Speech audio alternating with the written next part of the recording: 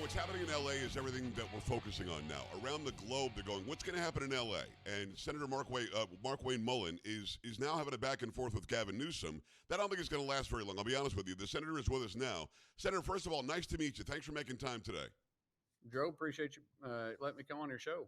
You know, I've always said, I'll get that Mullin anytime, any place. And you know what, Senator? It appears that this is a time and this is a place. So let's make this happen. What do you think? I love it. We got to stand our butt up, though. That's right. I got to tell you something.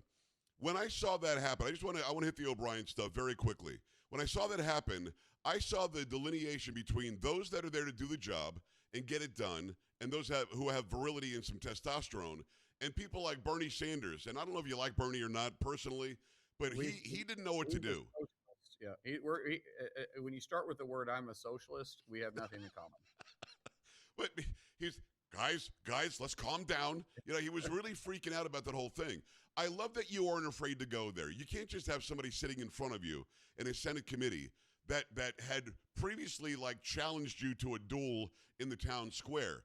Going in, did you know that you're going to do that with O'Brien, or was that something that happened on the spur of the moment? No, I didn't. But there was a look that happened before we started that I thought, okay. And so I thought, well, I'm just going to call him out and we're going to set it. And if he really wants to do this, we'll do it for a charity fight. And I thought this would be a great fundraiser. And I wasn't personal about it. I mean, I fought to I used to fight professionally, so I got paid to do it. I'm not going to look for a street fight. But then it just kind of escalated. And when it went from there, it was just, I thought, well, okay, I guess we can handle this here. And I checked the rules beforehand too, just in case. On the Hill, it's actually still legal to challenge to a duel, which is why. But it has to be two consenting adults, which is why I said we're consenting adults.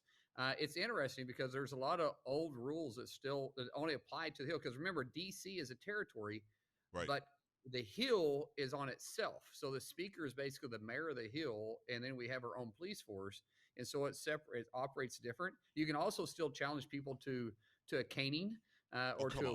Yes, seriously, you can still challenge a cane, or you can actually cane them. But if a senator wants to cane, essentially to discipline a House member, 2/3 of that chamber has to agree, or vice versa. So you got to make a lot of people mad to allow that to happen. But it's still, I know it's a rabbit hole, but technically it's still on the books. So if you had 67 senators agree with you, then you could cane somebody from the House of Representatives. I just want to make sure I understand. No, it's the House that they preside in. So I'd have to have 2/3 of the House to do that. Well, we haven't seen that in a while. I'm guessing that's not going to happen. But Joe, what's interesting is the president called me a few months later and said, "Hey, I need you and Sean to meet. I need you guys to make up." And I was like, "Sir, the last time that didn't go so well. Now, I love you. I'll do anything for you, but come on." And he goes, "I already set the record straight. You're my tough guy. You know you're my tough guy." He said, "But I mean, I told Sean that I won't use the language, but you would take him." And I kind of laughed, and he says, I need to hold these guys neutral or get their endorsement." And so I said, okay. So Sean and I met, and to Sean's credit, as soon as we walked into this little Italian restaurant, by the way, it's an Italian restaurant for 6 people. And I walked in and I'm by myself, and I thought, yep, I'm Jimmy Hoffa. I'm getting concrete on my feet. or it's that scene from The Godfather in the Italian restaurant, right? Yeah. I saw the whole thing passing in front of my eyes, and we walked in, and Sean stood up immediately. He shook my hand, and he says, "I want to apologize. I read everybody's bio but yours, and I should have read yours." We spent the next 2 hours talking. We built an actual friendship. We talk all the time. We let all that in the past. He laughs about it now. He says, "If I ever fight you, I'm going to fight you like a true Irish mobster. I'm going to hit you with my Escalade as you go across a crosswalk." And I don't think he's joking. I think we're serious about that one. But he was in Tulsa a few weeks ago. We went to Golden Gloves boxing together. We did an event together. I mean, we actually, President Trump facilitated a very unique friendship. And so we look at it now and we laugh Well, I think it's great. No, when I saw you do it, I mean, it reminded me of these Bobby badasses on the keyboards, right? They're going to go on. Like I have a million followers on TikTok. People will go on there. I'll do a live at night on TikTok. Everybody's a badass. I'm a this. I'm a that. I'm a no good that. The orange man. The other thing. And then I call them up to debate me, and they say, "Hey man, how's it going? Really nice to have you up here." I say, "No, no, no, no, no. You just told me how I was the dredges of the earth. Do that now. That no, no, no. Sometimes you say stuff you don't mean. No, no, no. Don't do No, so. So you called him, and now you've got a friendship because you were man enough to call him out. Whereas everybody else is very mealy mouthed. I love that you did that, and I knew that you guys became friends later.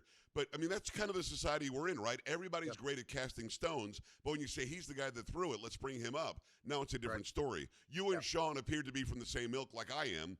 yep, That all right? You want to fight? Let's fight. You want to yep. break bread? Let's break bread. I love that about it. We need more of that in Washington, don't we? Yeah, I think so. We set a lot of differences. I mean, Sean and I set a lot of differences, our differences aside. And in fact, the Secretary of Labor, the president came to both of us and said, "Hey, you guys figure it out.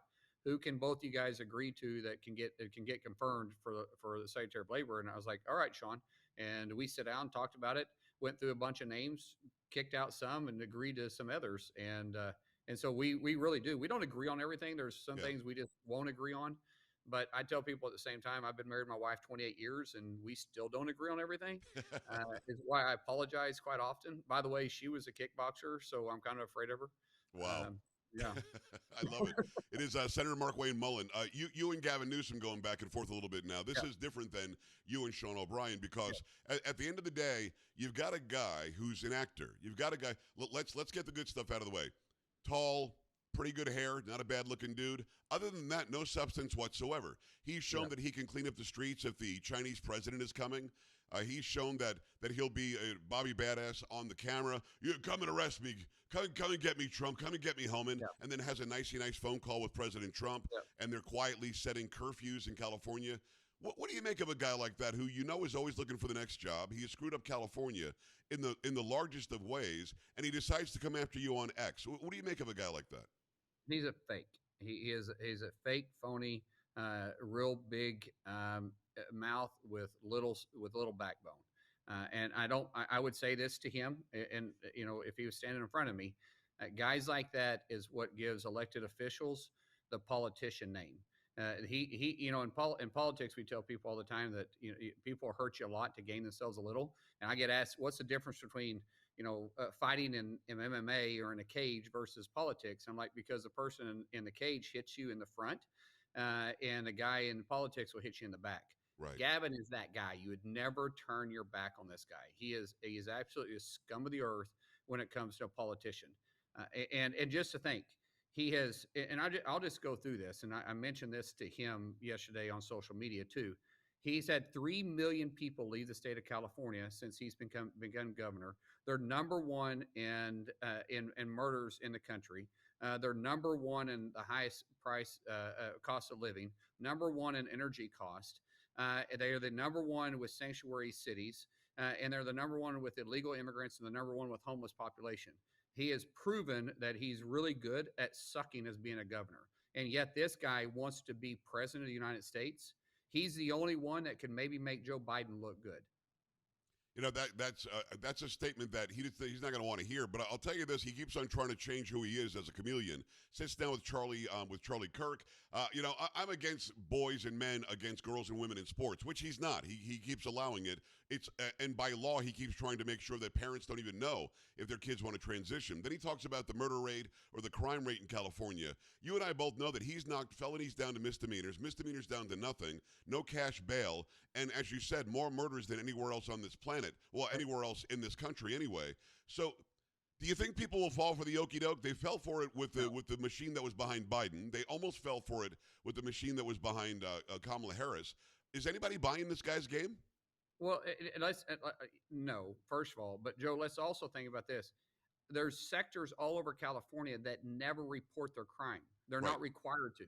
So you're not even getting the full picture of how bad it is in California. But let's go back to the difference between Joe Biden and how they was fooled by sleepy Joe Biden's Right. presence.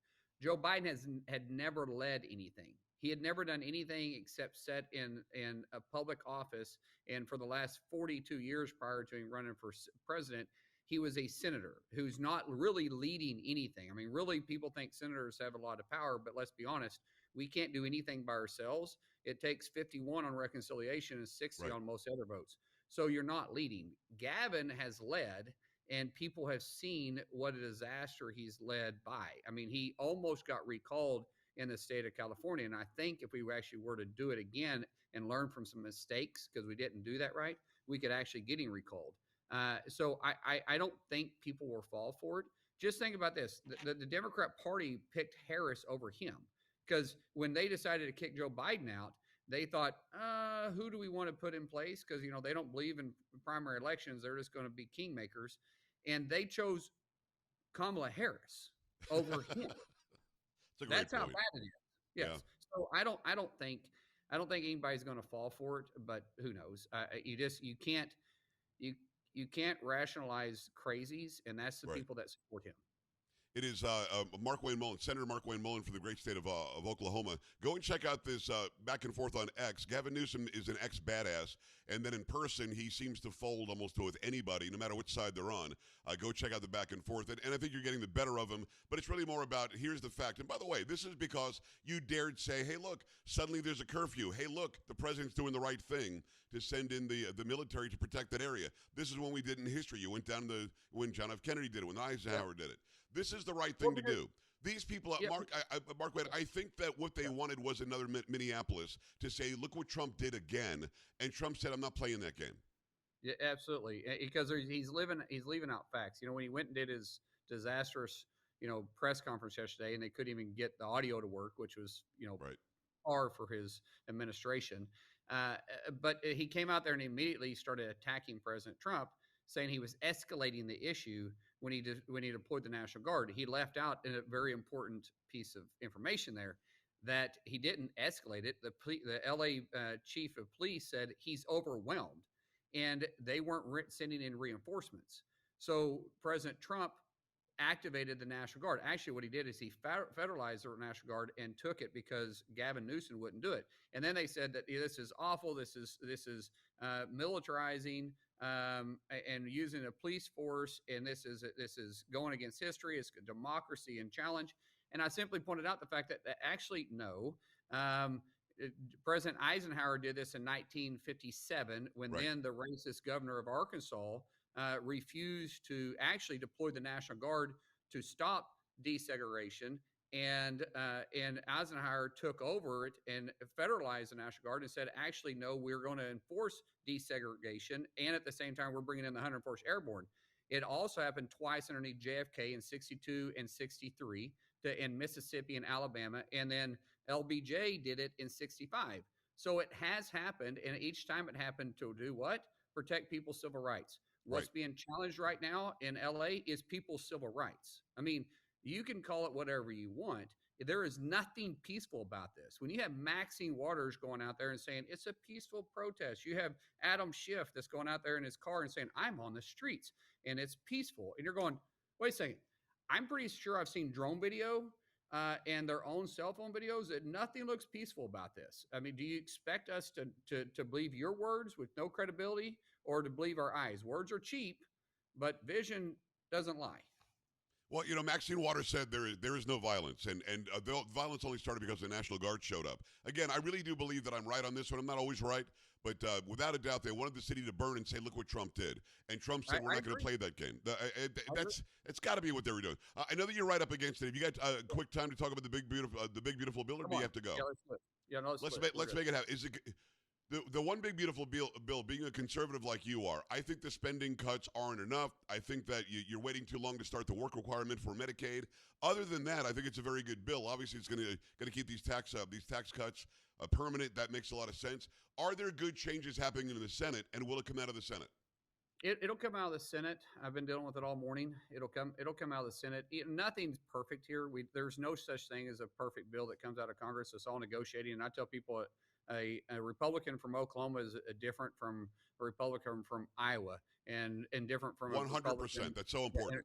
yeah, and so even a different from Florida or Texas. And so we all have to just kind of mesh it together. I think everybody up here wants to make the bill better. I think we can make the bill better than what it came out of the House. I think we will be a little bit deeper on some deficit spending. I wish we could go much farther, but we're so limited with reconciliation, and we got to be careful that we're not making policy. Remember, with reconciliation, we can only deal with two things: mandatory spending and taxes. Right. If it's policy driven at all, it kicks it from a privileged vote, which is a reconciliation, which only takes 51, to if it's any policy driven means that it takes it to 60. So we can't get into any discretionary spending. We also can't get into Social Security. And so it leaves us a very, very, very narrow window. At the same time, no tax on tips, no tax on overtime, no tax on Social Security, and then making research and development, making the current tax policy permanent. And at the same time, trying to cut deficit spending, but we still got to fix the mess that the Biden administration left with us.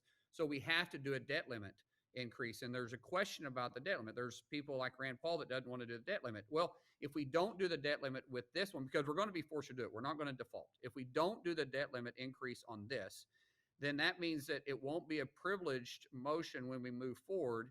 And it will, and since it's not going to be underneath a privilege of 51 vote, it's going to take 60. Well, we'll have to negotiate with the Democrats to do to raise the debt limit, and we're going to give away the farm if we do that. I mean, we'll have to negotiate with them, and we're literally going to give away the keys of the White House if we do it. So we have to borrow the money now to keep from the default, but because of President Trump's economic plan and what we see right now, we're exceeding job numbers year or month after month.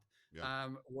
And these are actual job numbers, not the fake ones that the Biden administration. We brought back actual where we're not making the numbers fit. We're actually doing it correctly. You see the trillions of dollars that's being invested in manufacturing from people all over the world.